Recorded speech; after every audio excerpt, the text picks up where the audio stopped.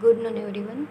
તો આપણે ગયા લેક્ચરમાં વાત કરી હતી સિગ્વિક પોવેલના થર્ડ લો વિશેની, જેમાં આપણે જોયું હતું થર્ડ લોમાં કે એનું સ્ટેટમેન્ટ એવું હતું કે સંયોજનમાં જો બે પ્રકારના બંધ હોય, એક તો સિગ્મા બંધ અને બીજો હોય પાઈ બંધ.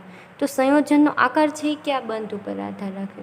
તો એમાં આપણે જોયું હતું કે સંયોજનનો આકાર છે એ પાઈ બંધ સિગ્મા બંધ ઉપર આધાર રાખે, જ્યારે પાઈબંધ પર છે એ આકાર ડિપેન્ડ કરતો નથી, પણ એનું સ્ટ્રક્ચર છે એ સિગ્મા બંધના આધારે. જો સંયોજનમાં સિગ્મા બંધ ઉપરાંત પાઈબંધ આવેલો હોય તો એ પાઈબંધ છે એ શેમાં કરે? તો કે બંધ લંબાઈમાં ઘટાડો કરે છે. જ્યારે સિગ્મા બંધ છે એ સ્ટ્રક્ચરના આકાર ઉપર અસર કરે છે. તો આ પ્રકારનું સ્ટેટમેન્ટ છે આપણે જોયું હતું થર્ડ લોમાં. પછી એમાં આપણે વાત કરી હતી અલગ અલગ એક્ઝામ્પલમાં કે CO2 અણુનું બંધારણ જોયું હતું, જેમાં બે સિગ્મા બંધ અને બે પાઈ બંધ આવેલા હતા. પછી વાત કરી હતી આપણે કે CO2 અણુનો આકાર રેખીય હતો. નેક્સ્ટ આપણે જોયું હતું કે ઇથિલિન અણુનું ઉદાહરણ, ઇથિલિન એટલે કે CH2 ડબલ બોન્ડ CH2. તો ઇથિલિન અણુમાં વાત કરી હતી તો ઇથિલિન અણુમાં છે એમાં 5 સિગ્મા બંધ હતા, જ્યારે એક હતો એ પાઈ બંધ હતો. ઇથિલિન અણુનું સ્ટ્રક્ચર ક્યાંક આપણને આ ટાઈપનું જોવા મળ્યું હતું, જેમાંના જે આ બધા બંધ છે એ કયા પ્રકારના બંધ છે? સિગ્મા બંધ. અને જે આ એક બંધ આવેલો છે એ કયો છે? તો કે પાઈ બંધ હતો. તો પછી નેક્સ્ટ આપણે જોયું હતું કે એસિટિલિન અણુનું સ્ટ્રક્ચર. તો એસિટિલિન અણુનું સૂત્ર શું થાય? તો કે CH ટ્રિપલ બોન્ડ CH, જેને આપણે ઓળખીએ છીએ એસિટિલિન અણુ તરીકે.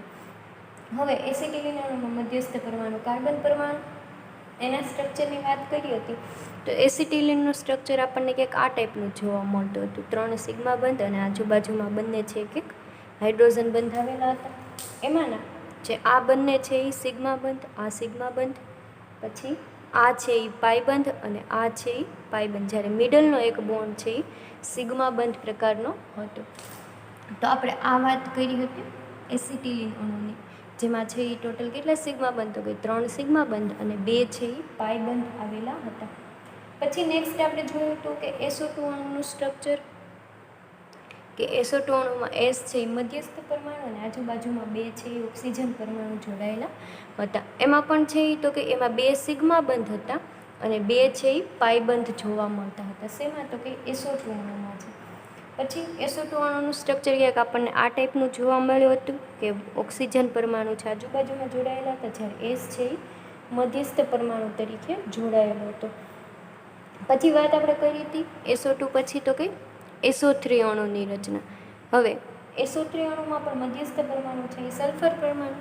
SO3 અણુમાં છે 3 સિગ્મા બંધ અને 3 પાઈ બંધ આવેલા હતા. SO3 અણુનું સ્ટ્રક્ચર આપણે જોઈએ તો આપણને ક્યાંક આ ટાઈપનું જોવા મળતું હતું, જેમાં આ છે તો કે સિગ્મા બંધ, પાઈ બંધ, સિગ્મા બંધ, પાઈ બંધ, સિગ્મા બંધ અને પાઈ બંધ. આમ ટોટલ 3 છે એ સિગ્મા બંધ હતા, બાકીના 3 છે એ પાઈ બંધ આવેલા હતા. તો આ વાત કરી હતી આપણે કે થર્ડ લોની, કે સિગ્વિક પોવેલના આ થર્ડ નિયમ મુજબ કહી શકાય કે અણુનો આકાર છે એ પાઈ બંધના ઇલેક્ટ્રોન યુગ્મના આધારે નક્કી કરી શકાતો નથી, પરંતુ સિગ્મા બંધમાં રહેલા ઇલેક્ટ્રોન યુગ્મના આધારે છે આપણે નક્કી કરી શકીએ છીએ. આ વાત થઈ થર્ડ લોની. હવે આજે આપણે વાત કરવાની છે ફોર્થ લોની, સિગ્વિક પોવેલનો ચોથો નિયમ.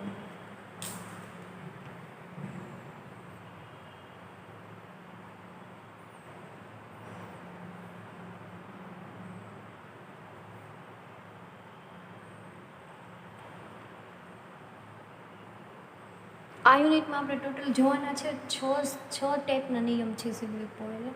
એમાંનો આજે આપણો ચોથો નિયમ. હવે આપણને ખબર છે કે જ્યારે કોઈ પણ કક્ષકો એટલે કે S, P, D, F ટાઈપની કક્ષકો આપણે જોઈએ, પછી છે એના શક્તિક્રમ મુજબ કક્ષકો ગોઠવાય, પણ આપણે જ્યારે નોર્મલ એક્ઝામ્પલ લેતા હોય તો કે S, P, D, F કક્ષકો. હવે તમને ખબર છે કે S કક્ષકમાં છે એ મિનિમમ 2 ઇલેક્ટ્રોન સમાઈ શકે અથવા તો 1 ઇલેક્ટ્રોન યુગ્મ સમાઈ શકે. P કક્ષક લઈએ તો એમાં 3 સબકક્ષક PX, PY અને PZ.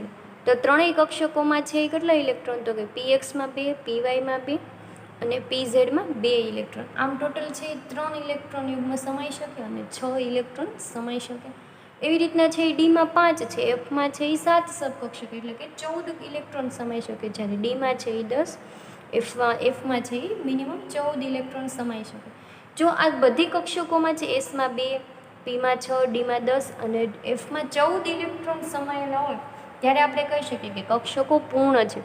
પરંતુ જો માનો કે તમને આ પી કક્ષકનું આપણે ઉદાહરણ લીધું છે, તો પીએસ કક્ષકમાં 2 ઇલેક્ટ્રોન હોય, પીવાયમાં હોય, જ્યારે પીઝેડમાં આ ઇલેક્ટ્રોન આવેલા હોય નહીં, તો આપણે એને કેવી કહીએ કે પી કક્ષકમાં પીઝેડ કક્ષક છે એ સંપૂર્ણ ખાલી છે, એટલે કે ઇલેક્ટ્રોન કેવા થયા? અયુગ્મિત. તો આ સિગ્વિક પોવેલનો ચોથો નિયમ છે એ યુગ્મિત અને અયુગ્મિત એટલે કે સંપૂર્ણ ભરાયેલી કક્ષકો અને અપૂર્ણ ભરાયેલી કક્ષકોના કોન્સેપ્ટ પર આધારિત છે.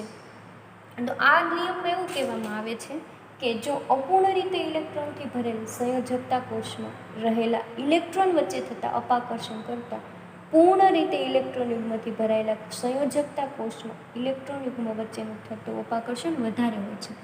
હવે જ્યારે કક્ષકો સંપૂર્ણ ભરાયેલી હોય છે ત્યારે એમાં ઇલેક્ટ્રોન યુગ્મ વચ્ચેનું અપાકર્ષણ વધારે.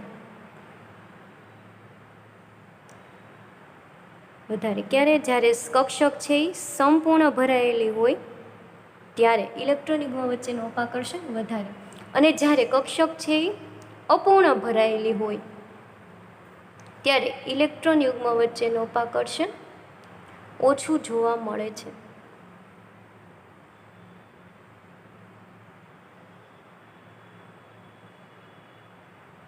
અપાકર્ષણ છે એ કેવું જોવા મળે? ઓછું. તો ચોથા નિયમમાં એવું કહેવા માંગે છે સિગ્વિક પોવેલ કે અપૂર્ણ રીતે, આપણે એને જો ડિસ્ક્રિપ્શનમાં લખવું હોય તો કહી શકીએ કે અપૂર્ણ રીતે ઇલેક્ટ્રોનથી ભરેલ સંયોજકતા કોષમાં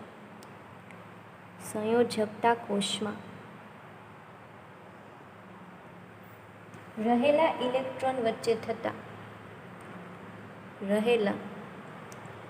ઇલેક્ટ્રોન વચ્ચે થતા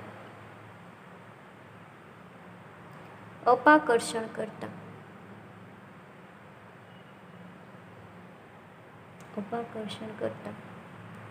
પૂર્ણ રીતે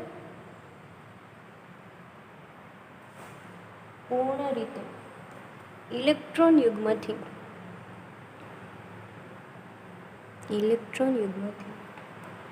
ભરાયેલ સંયોજકતા કોષમાં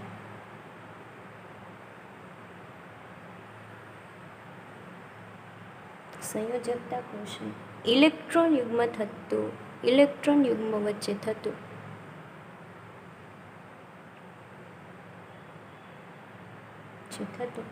અપાકર્ષણ વધારે હોય છે.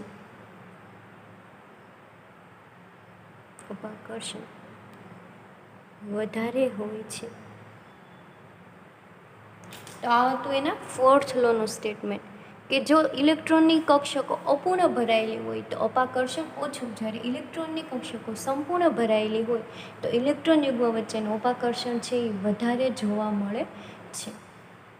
આ વાત થઈ એના સ્ટેટમેન્ટની. હવે આપણે કહી શકીએ કે આમ જો અણુમાં કેન્દ્રસ્થ પરમાણુના સંયોજકતા કોષમાં ઇલેક્ટ્રોન યુગ્મથી પૂર્ણ ભરાયેલો હોય ત્યારે ઇલેક્ટ્રોન યુગ્મ વચ્ચે અપાકર્ષણ વધારે જો થાય તો બંધ ખૂણો છે એ વધારે જોવા મળે છે. હવે માનો કે આપણે જે કોઈ એક એક્ઝામ્પલ લીધું હોય કોઈ પણ અણુ, એની કક્ષકો સંપૂર્ણ ભરાયેલી હોય તો શું થાય કે સંપૂર્ણ ભરાયેલી કક્ષકો વચ્ચે અપાકર્ષણ વધારે જોવા મળે. અપાકર્ષણ વધારે તો શું કરે કે આ માનો કે આ એક ઇલેક્ટ્રોન છે અને આ એક ઇલેક્ટ્રોન છે, આ બંનેની કક્ષકો છે એ સંપૂર્ણ ભરાયેલી છે, તો આ એકબીજાને શું કરશે છે? અપાકર્ષે છે. એટલે અવકાશમાં શું થાય કે એકબીજાથી દૂર ગોઠવવાની વૃત્તિ ધરાવે. હવે આ બે એકબીજાને અપાકર્ષે છે તો શું આ ઇલેક્ટ્રોન આ તરફ ખસે છે તો આ ઇલેક્ટ્રોન આ તરફ ખસે છે. આ બંનેમાં માનો કે મિડલમાં છે એ બંને જે બોન્ડથી જોડાયેલા છે એનો બંધ ખૂણો ક્યાંક હશે. હવે અપાકર્ષણ વધે છે એટલે આ ઇલેક્ટ્રોન આ તરફ ખસે, આ ઇલેક્ટ્રોન આ તરફ ખસે, એટલે આ બોન્ડ એંગલ પણ છે એ શું થાય? ચેન્જીસ થાય. જેમ અપાકર્ષણ વધારે એમ બંધ ખૂણો શું થાય છે? વધે છે. જેમ અપાકર્ષણ વધશે એમ બંધ ખૂણો વધશે. ક્યારે અપાકર્ષણ વધશે? જ્યારે કક્ષકો છે સંપૂર્ણ ભરાયેલી હશે ત્યારે અપાકર્ષણ વધશે, અને જેમ અપાકર્ષણ વધારે એમ બંધ ખૂણો છે એ વધતો જોવા મળે છે. એવી જ રીતના જ્યારે કક્ષકો કેવી હશે? અપૂર્ણ ભરાયેલી અથવા તો અયુગ્મિત હશે, અયુગ્મિત ઇલેક્ટ્રોન હાજર હોય ત્યારે શું થાય કે અપાકર્ષણ ઓછું જોવા મળે. અપાકર્ષણ ઓછું. જો માનો કે આ 2 ઇલેક્ટ્રોન લીધા છે આપણે, એ બંને વચ્ચે છે ઓછું અપાકર્ષણ જોવા મળે છે, તો એ બંને શું થાય કે એકબીજાને ઓછા અપાકર્ષે, તો આ આટલું ડિસ્ટન્સે ખસે છે, તો એના કરતાં આ બંને ઇલેક્ટ્રોન છે થોડા ઓછા ડિસ્ટન્સ, અહીંયા છે એટલું ડિસ્ટન્સ જોવા મળે છે, અહીંયા છે એટલું ડિસ્ટન્સ જોવા મળે. તો આની કમ્પેરમાં છે આ ઓછા ડિસ્ટન્સમાં છે, તો એમાં શું થાય કે આમાં બંધ ખૂણો વધે છે, તો જેમ અપાકર્ષણ ઓછું એમ બંધ ખૂણો કેવો જોવા મળશે? ઓછો જોવા મળશે. અને જેમ અપાકર્ષણ વધારે એમ બંધ ખૂણો છે એ વધારે જોવા મળે છે. તો આપણે કહી શકીએ કે જ્યારે જો ઇલેક્ટ્રોનથી અયુગ્મિત ઇલેક્ટ્રોનથી અપૂર્ણ રીતે ભરાયેલી કક્ષકો હશે એમાં અપાકર્ષણ ઓછું તો બંધ ખૂણો ઓછો, અને સંપૂર્ણ ભરાયેલી ઇલેક્ટ્રોન યુગ્મથી કક્ષકોમાં જેમ ઇલેક્ટ્રોનનું અપાકર્ષણ વધારે એમ બંધ ખૂણો છે એ વધારે જોવા મળે છે. તો આ હતું ફોર્થ લોનું સ્ટેટમેન્ટ. જે વાત હતી કે સંપૂર્ણ અને અપૂર્ણ રીતે ભરાયેલી કક્ષકોથી જેમ ઇલેક્ટ્રોન યુગ્મ વચ્ચે અપાકર્ષણ વધારે હશે એમ બંધ ખૂણો વધારે જોવા મળશે, અને જેમ અપાકર્ષણ ઓછું હશે, અપાકર્ષણ ઓછું ક્યારે હશે? જ્યારે કક્ષકો અપૂર્ણ અથવા તો અયુગ્મિત ઇલેક્ટ્રોનથી ભરાયેલી હશે ત્યારે બંધ ખૂણો છે એ ઓછો જોવા મળે છે અથવા તો ઘટતો જોવા મળે છે. આ વાત થઈ થર્ડ લોની. હવે આપણે વાત કરવાની છે કે આપણે અગાઉ ઉદાહરણ જોયા હતા, જેના ઉદાહરણમાં આપણે જોયું હતું કે H2O અને H2S. એમાં છે આપણે જોયું હતું કે H2Oમાં બંધ ખૂણો છે 104 ડિગ્રી અને 5નો જોવા મળતો હતો, જ્યારે H2Sમાં છે 92 ડિગ્રી અને 12નો જોવા મળે છે. પછી આપણે એક બીજું ઉદાહરણ જોયું હતું કે NH3 અને PH3. તો NH3માં એ બંધ ખૂણો છે આપણને 107 ડિગ્રી અને 3નો જોવા મળતો હતો, જ્યારે PH3માં છે 93 ડિગ્રી અને 3નો જોવા મળતો હતો. તો હવે આપણે કહી શકીએ કે જે H2Oમાં બંધ ખૂણો વધારે છે કોની કમ્પેરમાં? H2Sની કમ્પેરમાં. એટલે કે અહીંયા જે કક્ષકો હશે એ સંપૂર્ણ ભરાયેલી હશે, જ્યારે આમાં છે એ કક્ષકો આની કમ્પેરમાં છે એકાદો અયુગ્મિત ઇલેક્ટ્રોનની હાજરીના લીધે છે એ બંધ ખૂણો ઓછો જોવા મળતો હશે. કારણ કે જો કક્ષકો સંપૂર્ણ ભરાયેલી છે તો અપાકર્ષણ વધશે એમ બંધ ખૂણો વધશે, અને જેમ કક્ષકો અપૂર્ણ ભરાયેલી છે તો અપાકર્ષણ ઓછું એમ બંધ ખૂણો ઓછો જોવા મળશે. હવે આપણે આ ઉદાહરણ છે હજી જોશું આ રૂલ્સમાં પણ જો કે આપણે અગાઉ જોઈ લીધા જસ્ટ એના એક્ઝામ્પલ માટે. હવે વાત આપણે એવી કરવાની છે કે આપણને ખબર છે કે પિરિયોડિક ટેબલમાં તમે જાણો છો કે બધા એલિમેન્ટ આવેલા છે. તો હવે પિરિયોડિક ટેબલમાં તમે જ્યારે લિથિયમથી નિયોન સુધી જાઓ, ક્યાંથી? તો કે લિથિયમથી નિયોન તરફ જાઓ ત્યારે એની પરમાણુની સંયોજકતા કક્ષકમાં કઈ આવશે? તો કે S અને P કક્ષકો. બહારની જે સંયોજકતા કોષ હશે એમાં S અને P કક્ષકોમાં છે ઇલેક્ટ્રોન ગોઠવાયેલા હશે. હવે આપણને ખબર છે કે સંયોજકતા કોષ એટલે કે 2S પછી 2P ક્રમ આવશે, તો Pમાં 3 સબકક્ષક 2PX, 2PY અને 2PZ કક્ષક છે. હવે આમાં છે એ ટોટલ તો Sમાં 2 ઇલેક્ટ્રોન સમાઈ શકે, 2PXમાં 2, 2PYમાં પણ 2 ઇલેક્ટ્રોન અને 2PZમાં પણ 2 ઇલેક્ટ્રોન, એટલે ટોટલ કેટલા ઇલેક્ટ્રોન થયા? 8 ઇલેક્ટ્રોન થયા ટોટલ. હવે આ જ્યારે S અને P કક્ષક એટલે કે લિથિયમથી નિયોન તરફના પરમાણુમાં જ્યારે S અને P કક્ષકમાં 8 ઇલેક્ટ્રોન અથવા તો આપણે શું કહી શકીએ કે 4 ઇલેક્ટ્રોન યુગ્મો, 8 ઇલેક્ટ્રોન અથવા તો 4 ઇલેક્ટ્રોન યુગ્મ જ્યારે આવેલા હશે ત્યારે જ છે એ કેવી હશે? સંપૂર્ણ ભરાયેલી હશે. જો સંપૂર્ણ રીતે ભરાયેલી હશે તો શું થશે કે ઇલેક્ટ્રોન યુગ્મ વચ્ચેનું અપાકર્ષણ વધશે.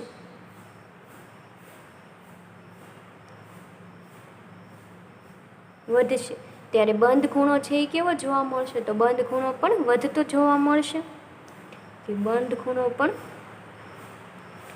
વધે છે. ક્યારે?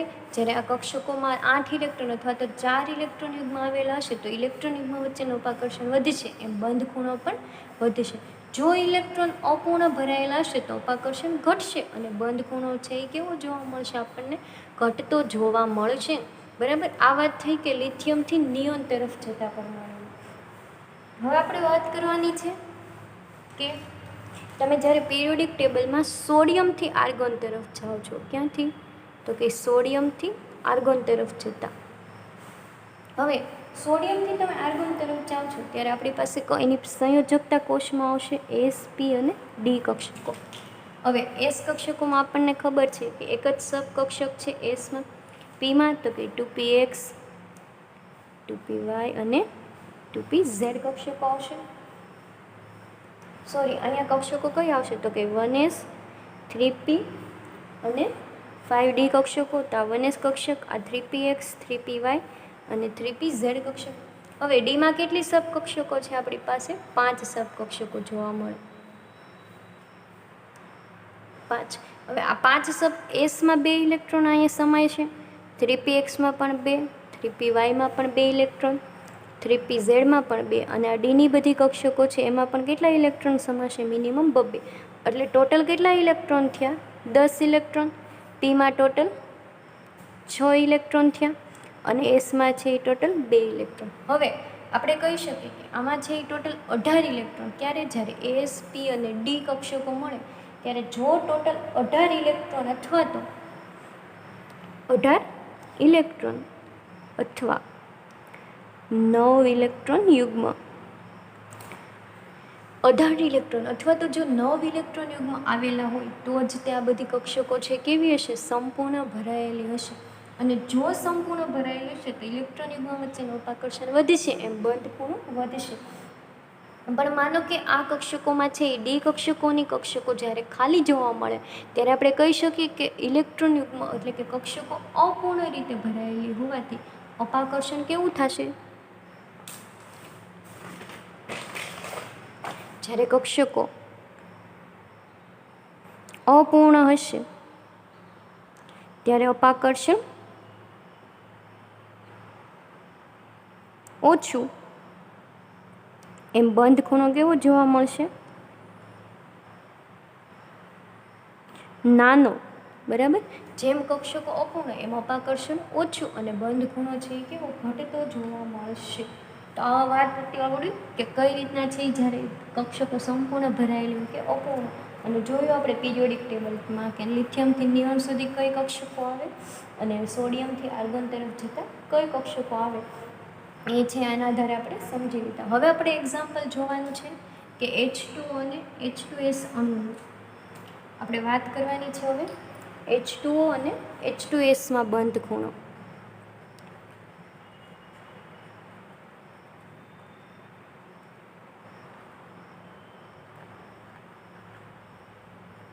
બંધ ખૂણો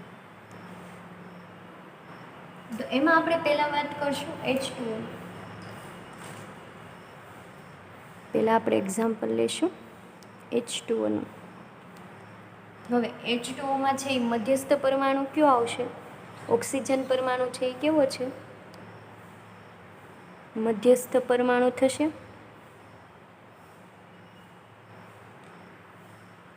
પછી ઓક્સિજનમાં મધ્યસ્થ પરમાણુ છે એટલે આપણે ઇલેક્ટ્રોન રચના પહેલાં કોની જોઈશું? ઓક્સિજન પરમાણુની. તો એમાં જોઈએ તો ઓક્સિજન પરમાણુનો પરમાણુ ક્રમાંક કેટલો થશે? 8 થશે. ઇલેક્ટ્રોન રચના જોઈએ તો શું આવશે? કે 1s2 2s2 અને 2p4. પી કક્ષકમાં 4 ઇલેક્ટ્રોન.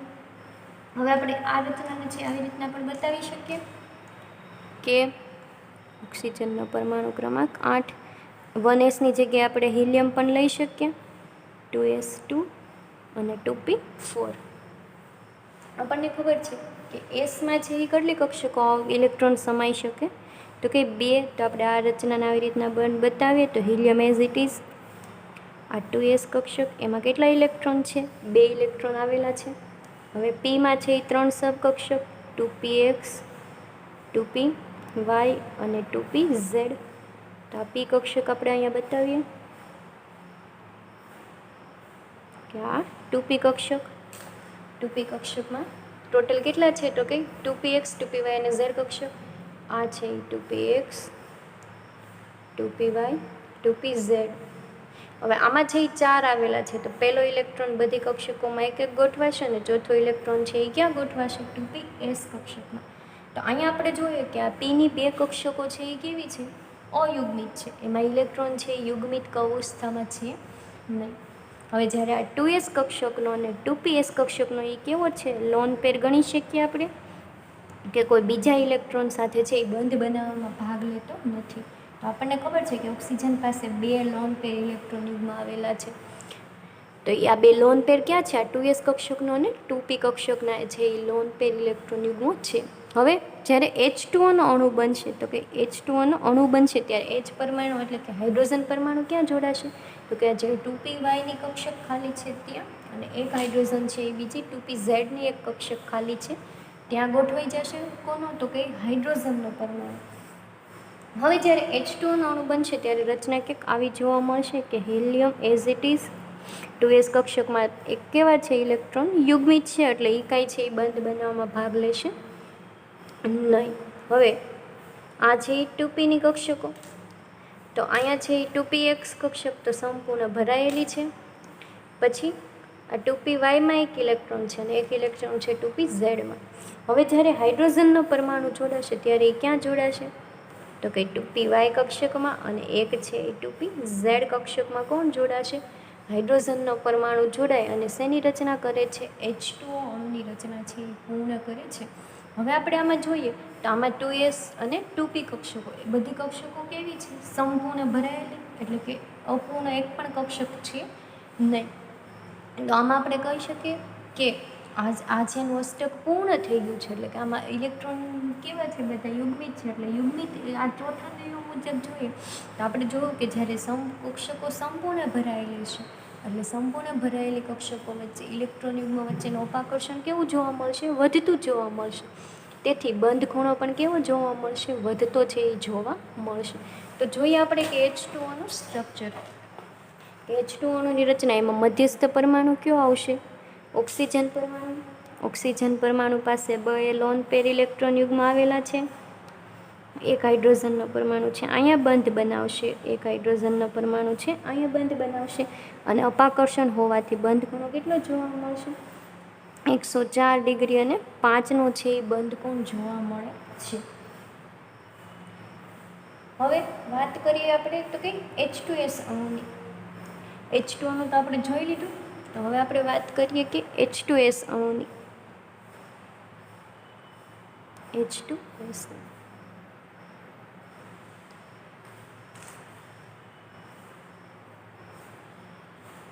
તો H2s અણુમાં છે એ મધ્યસ્થ પરમાણુ કયો થશે? તો કે સલ્ફર છે એ કેવો છે? મધ્યસ્થ પરમાણુ થયો. સલ્ફરનો પરમાણુ ક્રમાંક કેટલો છે? તો કે 16. હવે આપણે જ્યારે H2Oનું ઉદાહરણ જોયું ત્યારે એનો સમાવેશ ક્યાં થતો હતો? તો કે જ્યારે તમે લિથિયમથી નિયોન સુધી જાઓ છો ત્યારે. અને જ્યારે આપણે જોઈએ કે H2s એટલે કે સલ્ફર પરમાણુ છે એમાં શું થાય છે? તો કે એનો સમાવેશ આપણે પિરિયોડિક ટેબલમાં જોઈએ તો સોડિયમથી આર્ગોન તરફ જતા, એટલે જ્યારે તમે સોડિયમથી આર્ગોન તરફ જાઓ છો ત્યારે કઈ કઈ કક્ષકો આવશે? 1s 3s અને 5d કક્ષકો છે એ પાર્ટિસિપેટ કરશે બંધ બનાવવામાં. કારણ કે સલ્ફરનો પરમાણુ ક્રમાંક કેટલો છે? 16 જેટલો જોવા મળે છે. તો મધ્યસ્થ પરમાણુ કયો થયો? સલ્ફર પરમાણુ. હવે એની ઇલેક્ટ્રોન રચના જોઈએ તો સલ્ફરનો પરમાણુ ક્રમાંક 16. તો આપણે લઈ શકીએ કે નિયોનનો ખબર છે તમને, એનો પરમાણુ ક્રમાંક છે 10. પછી શું આવશે? 3s2 કક્ષક, 3p4, અને પછી કઈ કક્ષક આવશે? 3d કક્ષક. હવે ડી કક્ષકમાં છે એક પણ ઇલેક્ટ્રોન સમાયેલો છે નહીં, કારણ કે નિયોનનો પરમાણુ ક્રમાંક 10, પછી 2 કક્ષકો છે એ એસ કક્ષક 3sમાં જોડાઈ જાય છે ઇલેક્ટ્રોન, અને પછીના 2 ઇલેક્ટ્રોન છે એ 3p કક્ષકમાં, એટલે ટોટલ 16 ઇલેક્ટ્રોન છે એ સમાઈ ગયા. જ્યારે 3d કક્ષક કેવી છે? 3p પછી તો સંપૂર્ણ ખાલી છે, જેમાં એક પણ ઇલેક્ટ્રોન આવેલો છે નહીં. તો હવે આપણે સલ્ફરની ઇલેક્ટ્રોન રચનાને આવી રીતના પણ લખી શકીએ. નિયોનને તો આપણે એઝ ઇટ ઇઝ રાખશું. 3s કક્ષકમાં કેટલા છે? 2 ઇલેક્ટ્રોન છે. પછી વાત આવે 3p કક્ષકની. 3p કક્ષકમાં આ છે 3px 3py અને આ કક્ષક છે એ 3pz કક્ષક. પછી વાત આવે 3d કક્ષક. 3d કક્ષકમાં કેટલી સબકક્ષકો હોય? 5. પણ કેવી છે? અત્યારે સંપૂર્ણ ખાલી છે, જેમાં એક પણ ઇલેક્ટ્રોન યુગમાં અથવા એક પણ ઇલેક્ટ્રોન છે આવેલો છે નહીં. હવે 3p કક્ષકમાં કેટલા ઇલેક્ટ્રોન છે? 4. ત્રણેય કક્ષકમાં એક અને બાકીનો એક ઇલેક્ટ્રોન છે એ ક્યાં ગોઠવાઈ જાય છે? 3p કક્ષકમાં. તો અહીંયા પણ આપણે કહી શકીએ કે આ 3s અને 3p કક્ષકના ઇલેક્ટ્રોન કેવા છે? બંને લોન પેર છે.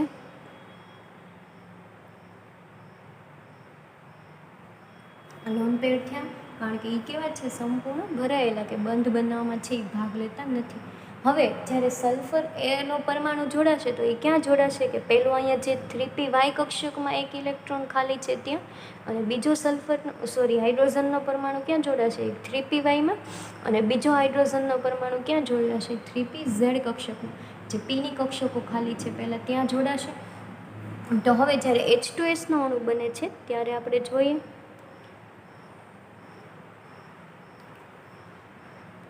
નિયોન છે એ તો એઝ ઇટ ઇઝ રહેશે.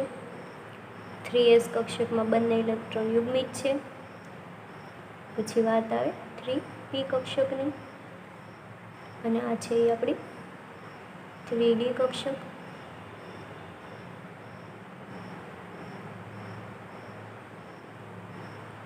થ્રી કક્ષકમાં કઈ છે? તો કે એસ કક્ષકમાં એક, આ 3px સંપૂર્ણ ભરાયેલી છે.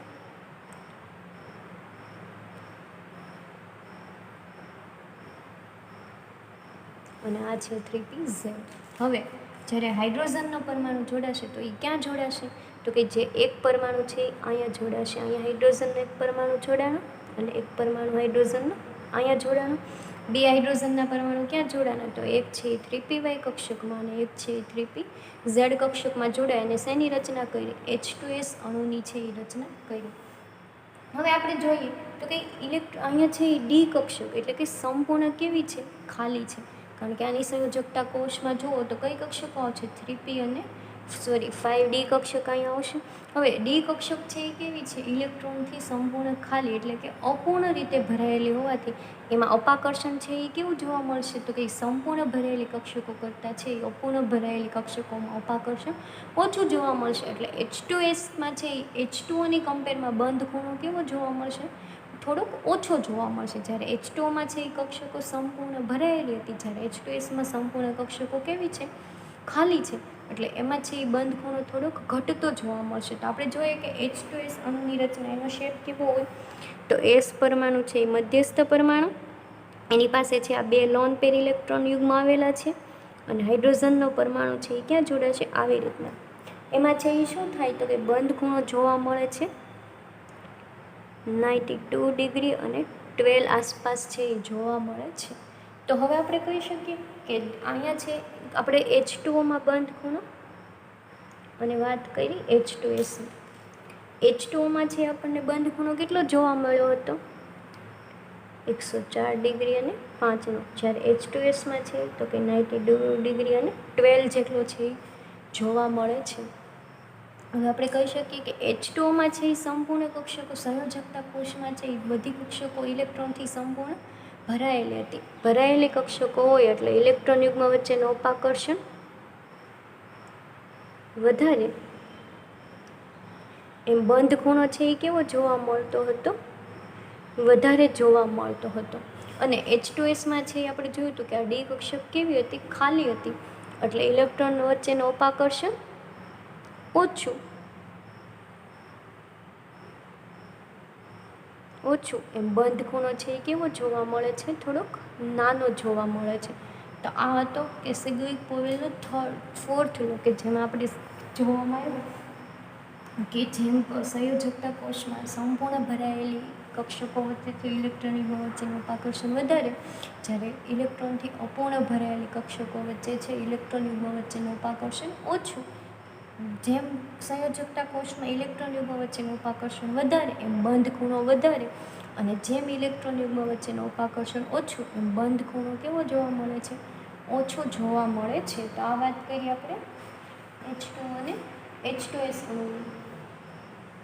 તો આપણે કહી શકીએ કે જ્યારે જોઈએ છે કે H2OSમાં તો કે H2Sમાં છે એ કેન્દ્રસ્થ પરમાણુ એટલે કે સલ્ફરના સંયોજકતા કોષમાં કુલ 4 ઇલેક્ટ્રોન યુગ્મ ગોઠવાયેલા છે. આપણે જોઈ શકીએ કે આ સલ્ફરની સંયોજકતા કોષ જુઓ તો 1, 2, 3 અને 4 ઇલેક્ટ્રોન યુગ્મ થયા, એટલે કે ટોટલ કેટલા થયા? 8 ઇલેક્ટ્રોન થયા. હવે તો એ 4 ઇલેક્ટ્રોન યુગ્મ ગોઠવાયેલા છે. S પરમાણુની સંયોજકતા કોષમાં કઈ કક્ષકો આવે? 1s, 3p અને 5d કક્ષકો છે, જેમાંથી S અને p કક્ષકોમાં જે આ S છે અને p કક્ષકો છે એમાં જે ઇલેક્ટ્રોન યુગ્મિત છે, જ્યારે આ d કક્ષક છે એમાં ઇલેક્ટ્રોન કેવા છે? અયુગ્મિત રીતે ગોઠવાયેલો, એટલે 2 કક્ષક ખાલી છે, એટલે કે સંપૂર્ણ અપૂર્ણ રીતે ઇલેક્ટ્રોનથી ભરાયેલી છે. અને ઇલેક્ટ્રોન યુગ્મ વચ્ચેનું અપાકર્ષણ ઓછું થવાથી બંધ ખૂણો છે એ કેવો જોવા મળે છે? ઓછો જોવા મળે છે. એવી જ રીતના આપણે H2માં કહી શકીએ કે H2માં રહેલી કઈ તો કે 2s અને સંયોજકતા કોષની 2s અને 2p કક્ષકો. તો એમાં આપણે જોઈએ તો કે 2s અને 2p કક્ષકો ઇલેક્ટ્રોનથી કેવી છે? અહીંયા જ્યારે H2નો અણુ બને છે ત્યારે સંપૂર્ણ ભરાયેલી છે, એટલે કે ઇલેક્ટ્રોન યુગ્મ વચ્ચેનું ઉપાકર્ષણ કેવું થશે? વધશે. એના જ લીધે છે એ બંધ ખૂણો કેવો જોવા મળે છે? વધતો જોવા મળે છે. તો આ વાત કરીએ આપણે H2 અને H2S અણુની કમ્પેર કરીને કે બંનેમાં છે એ મધ્યસ્થ પરમાણુ અલગ અલગ છે, જ્યારે આજુબાજુમાં જોડેલા હાઇડ્રોજન પરમાણુ તો સેમ જ છે, પરંતુ અપૂર્ણ રીતે ભરાયેલી કક્ષકો અને સંપૂર્ણ રીતે ભરાયેલી કક્ષકો વચ્ચે ઇલેક્ટ્રોનનું અપાકર્ષણ થવાથી બંધ ખૂણો છે વધતો અથવા તો ઓછો છે એ જોવા મળે છે. તો આ વાત હતી આપણી ફોર્થ લોની. ફરીવાર એકવાર આપણે જોઈ લઈએ કે સિગ્વિક પોવેલનો ફોર્થ લો છે એ શેના આધારે હતો? તો કે કક્ષકોમાં ઇલેક્ટ્રોન યુગ્મ કેટલા સમાયેલા છે એના આધારે. આપણને કક્ષક ખબર છે કે કક્ષકોમાં કઈ કઈ કક્ષકો આવે સંયોજકતા કક્ષકો? તો કે S, P, D અને F એ 4 કક્ષકોમાંથી સબકક્ષકો એની ઉર્જા શક્તિ ક્રમ પ્રમાણે ગોઠવાશે. S કક્ષકમાં 2, Pમાં 3 સબકક્ષકો એટલે કે 6 ઇલેક્ટ્રોન મિનિમમ સમાઈ શકે. Dમાં છે એ સબકક્ષક 5 એટલે કે મિનિમમ 10 ઇલેક્ટ્રોન સમાઈ શકે. અને F કક્ષકમાં છે એ 14 ઇલેક્ટ્રોન એટલે કે 7 સબકક્ષકો છે, એટલે મિનિમમ એ 14 ઇલેક્ટ્રોનને છે એ સમાવી શકે. હવે આપણે જોયું કે જેમ કક્ષકો સંપૂર્ણ ભરાયેલા છે એમ ઇલેક્ટ્રોન યુગ્મ વચ્ચેનું અપાકર્ષણ વધારે, અને જેમ કક્ષકો અપૂર્ણ ભરાયેલી હશે એમ ઇલેક્ટ્રોન યુગ્મ વચ્ચેનું અપાકર્ષણ ઓછું. એના આધારે આપણે સમજાયું કે જો અપાકર્ષણ વધારે એમ બંધ ખૂણો વધારે જોવા મળશે, અને જેમ અપાકર્ષણ ઓછું એમ એનો બંધ ખૂણો છે એ ઓછો જોવા મળશે. પછી આપણે વાત કરી કે જ્યારે તમે લિથિયમથી નિયોન તરફ જાઓ છો ત્યારે એની સંયોજકતા કોષમાં કઈ કક્ષકો આવે છે? તો કે S અને P કક્ષકો. S કક્ષકમાં 2 ઇલેક્ટ્રોન, Pમાં 3 સબકક્ષકો, ત્રણેય કક્ષકો એમાં જેમાંની 2px, 2py અને 2pz બધી કક્ષકોમાં 2 ઇલેક્ટ્રોન સમાય. તો કે આ ટોટલ S અને P કક્ષકો ગણો તો ટોટલ 8 ઇલેક્ટ્રોન અથવા તો 4 ઇલેક્ટ્રોન યુગ્મ. જો ઇલેક્ટ્રોન યુગ્મ સંપૂર્ણ ભરાયેલા છે તો અપાકર્ષણ વધશે અને બંધ ખૂણો પણ વધશે. પછી વાત આપણે કરી કે જ્યારે તમે સોડિયમથી આર્ગોન તરફ જાઓ છો ત્યારે 1s, 3p અને 5d કક્ષકો આવશે. તો હવે આ કક્ષકો છે એમાં શું થાય કે Sમાં 2 સબકક્ષક, Pમાં 3 સબકક્ષક અને Dમાં છે 5 એટલે કે મિનિમમ 10 ઇલેક્ટ્રોન સમાવી શકે. તો જ્યારે આ કક્ષકોની વાત કરીએ તો શું થાય કે ટોટલ 18 ઇલેક્ટ્રોન અથવા તો 9 ઇલેક્ટ્રોન યુગ્મ.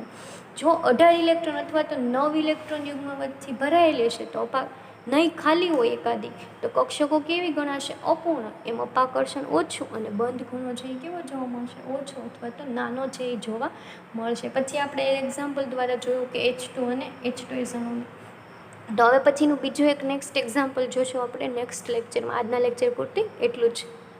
Thank you.